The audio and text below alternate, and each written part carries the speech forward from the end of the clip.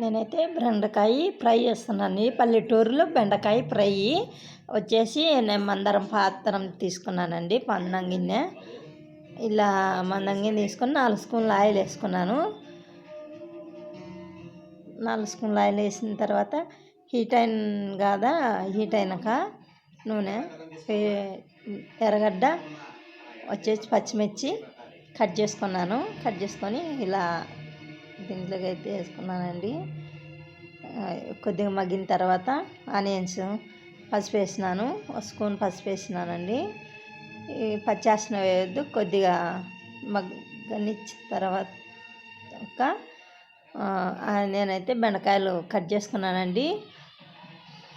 బెండకాయలు అయితే కడిగి తుడుచుకొని కట్ చేసుకోవాలండి. ఇలాంటి జిగురు అట్లా నీరు కాకుండా ముందుగానే కట్ చేసుకున్నా.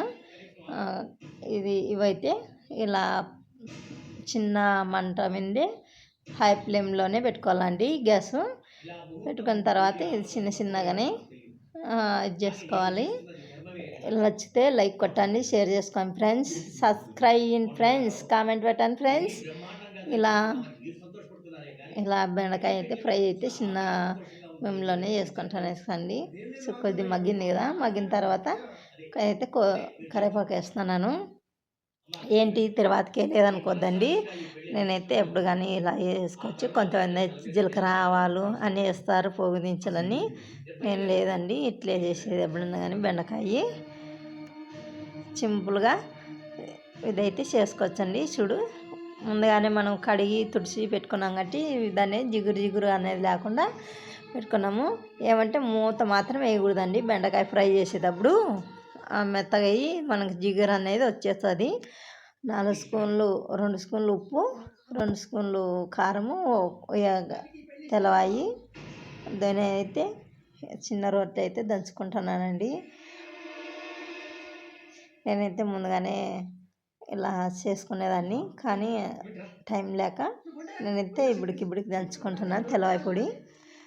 ఇలా వేసుకొని ఇది ఉప్పు కారం అంతా ముక్కలు పట్టేంత వరకు కొద్దిగా ఇలా చేయాలండి. కలిపిన తర్వాత నేనైతే ఇలా ఉప్పు కారం పట్టేంత వరకు కొద్దిగా ఇదైతే సిమ్లోనే పెట్టుకోవాలండి. మనమైతే అడుగంటుతుందని లేకుండా